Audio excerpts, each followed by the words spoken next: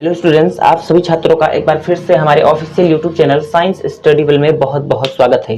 तो दोस्तों, आज हम लोग पढ़ने वाले हैं तुल्यांकी चालकता। ठीक है, विद्युत अपघटनी सेल के लिए हम लोग पढ़ने वाले हैं तुल्यांकी चालकता, जिसे हम लोग बोलते हैं इक्विवेलेंट कंडक्टिविटी। ओके, तो इससे पहले हम लोगों ने चालकता को पढ़ा, कंडक्टिविटी को पढ़ा है, फिर उसके बाद हम लोगों ने मोलर चालकता को यानी मोलर कंडक्टिविटी को पढ़ा है, फिर उसके बाद हम लोग पढ़ने वाले हैं तुल्यांकी चालकता, जिसे हम लोग बोलते हैं इक्विवेलेंट कंडक्टिविटी। ठीक है, तो आसानी के साथ अभी तक हम लोगों ने दो टॉपिक को इससे रिलेटेड हम लोगों ने ऑलरेडी खत्म कर दिया। ठीक है, और ये हमारे पास तीसरा टॉपिक है। फिर उसके बाद हम लोग चलेंगे कोलराउस के नियम पर दोस्तों। ठीक है, तो कोलराउस के नियम से पहले ये तीन टॉपिक आप लोगों के लिए बहुत ही इंपॉर्टेंट होने वाला है दोस्तों।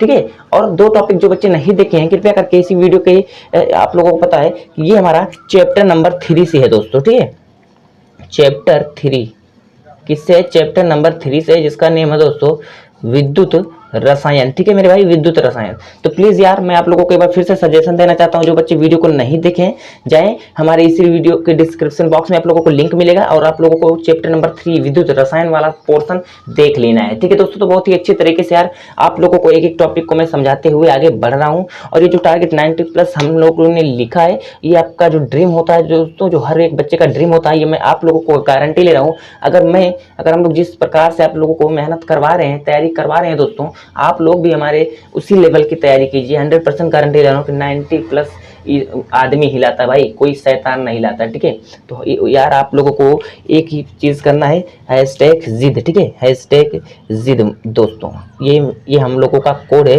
जिद तो करनी ही पड़ेगी दोस्तों। जिद का मतलब है दोस्तों कि पढ़ाई के लिए जिद करनी है और किसी चीज के लिए जिद नहीं। ठीक है, तो #जिद कर आज की तो इस क्लास को स्टार्ट करते हैं दोस्तों, बहुत ही आसानी के साथ। चलो दोस्तों स्टार्ट करें। देखो, परिभाषा यहाँ पर लिखा हुआ ऑलरेडी, परिभाषा यहाँ पर लिखा हुआ है, बट मैं आप लोगों को परिभाषा पे ना ले जाके हुए डायरेक्ट आप लोगों को थोड़ा सा एक्सप्लेन करने की साइड में ले चलता हूँ। ठीक है, सबसे पहले आप लोग इस प्रकार से एक पात्र ले लेना।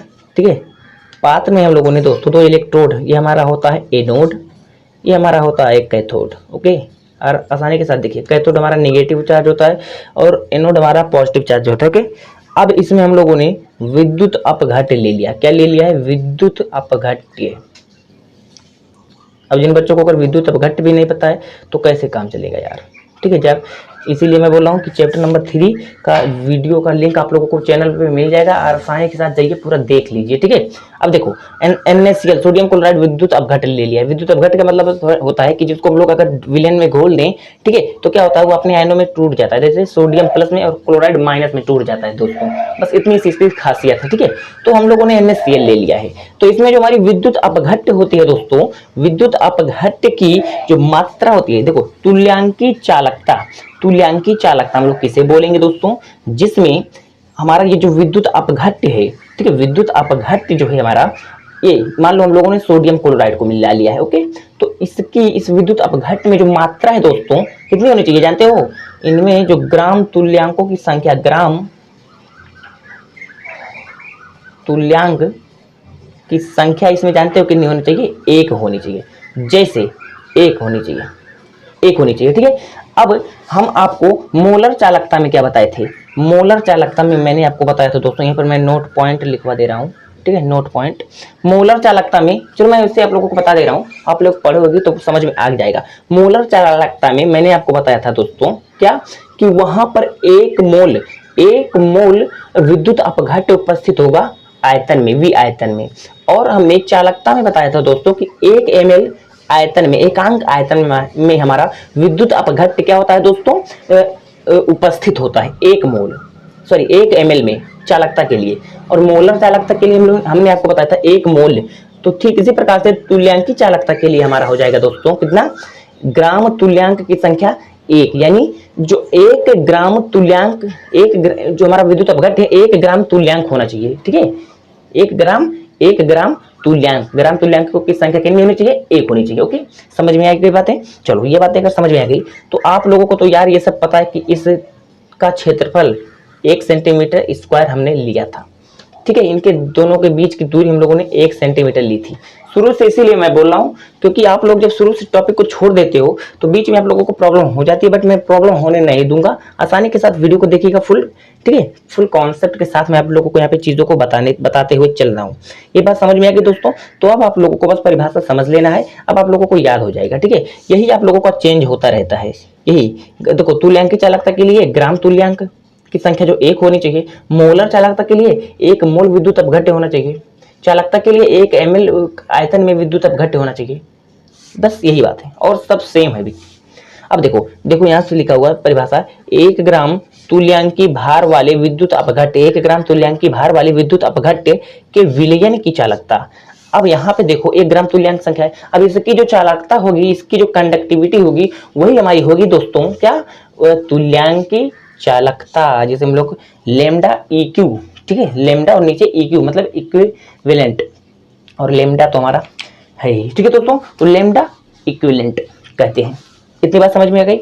अगर इतनी बातें आप लोगों को समझ में आ गई दोस्तों, तो यहाँ से देखो ये जो आप लोगों को लिखा हुआ है कि किसी विद्युत अपघट्य के विलयन की तुल्यांकी चालकता उसके विशिष्ट चालकता यानी कप्पा के तथा आयतन V का गुणनफल होता है। या ठीक है, ये फैक्ट है, इसको आप लोगों को इस प्रकार से यहाँ पे देख लो। यहाँ से बोला गया है कि किसी विद्युत अपघट्य के विलयन की जो तुल्यांकी चालकता होती है, तुल्यांकी चालकता उसकी विशिष्ट यानी तुल्यांकी चालकता, जिसे हम लोग लेमडा EQ से प्रदर्शित किए, ठीक है। इतना equal to lambda EQ equal to विशिष्ट चालकता कप्पा के तथा आयतन V इंटू V का गुणनफल होता है, ठीक है। ये बात यहाँ पे बताया गया है इसके द्वारा, तो इसको आप लोगों को याद रखना है बच्चों।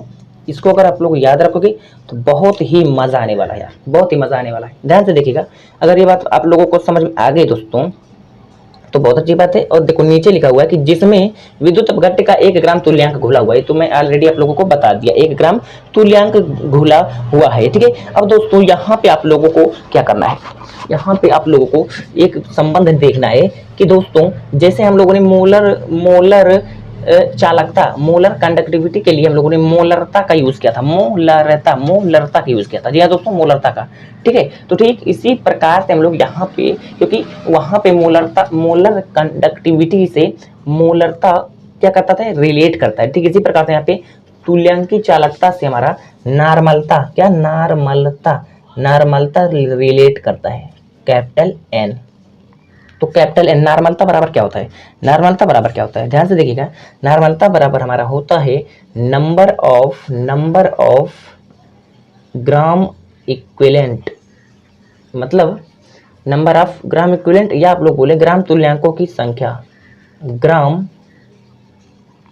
तुल्यांकों की संख्या, ठीक है, ग्राम तुल्यांकों की संख्या ये वाली, और बटे में होता है आयतन V।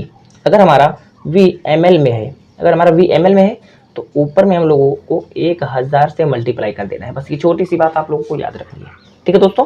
अगर इतनी बात समझ में आ गई तो अब हम लोग आगे चलें, ध्यान से देखिएगा।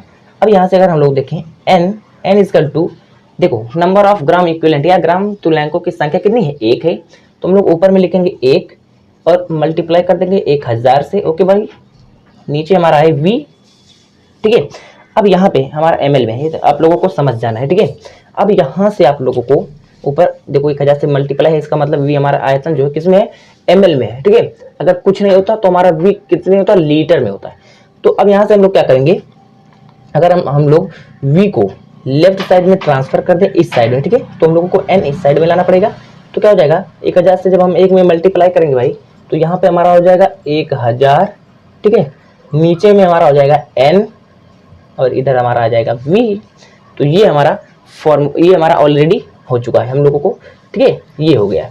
अब हम लोग V का मान यहाँ पे, ठीक है, V का मान अगर हम लोग इसको समीकरण 1 मान लें मेरे भाई, तो अगर हम लोग यहाँ से देखें, ठीक है, यहाँ से देख लो V का मान, ठीक है, V का मान समीकरण फर्स्ट में रखने पर, ओके, समीकरण फर्स्ट में रखने पर। अब दोस्तों यहाँ पे lambda EQ equal to K into 1000 बटे N, ठीक है। इस प्रकार से v की जगह पर आप लोगों ने क्या रख दिया, 1000/n रख दिया, 1000/n रख दिया।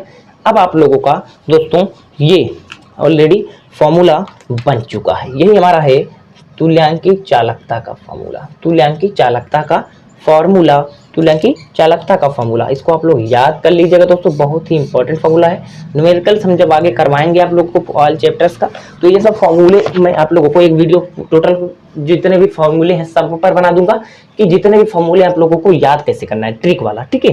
अब इतनी चीज आप लोगों को समझ में आ गई। ये हमारे पास है तुल्यांकी चालकता, तुल्यांकी चालकता के हमारे पास है कप्पा चालकता, ठीक है दोस्तों, चालकता है ये हमारे पास नॉर्मलता है, सिंपल नॉर्मलता है, ठीक है। तो इतनी चीजें अगर आप लोगों को समझ में आ गई है दोस्तों, तो आप लोगों ने यहाँ पे विद्युत अपघटनीय के लिए जो तुल्यांकी चालकता है इस कॉन्सेप्ट को आप लोगों ने एकदम अच्छे तरीके से दोस्तों पढ़ लिया है। तो अगर आज का ये वीडियो आप लोगों को अगर अभी नहीं समझ में आया है तो वीडियो को एक बार शुरू से देखिएगा, 100% मैं गारंटी लगा रहा हूं दोस्तों आपको समझ में आ जाएगा। अगर आ गया है तो बहुत अच्छी बात है दोस्तों। मिलते हैं हम लोग नेक्स्ट टाइम में, तब तक बने रहिए आप हमारे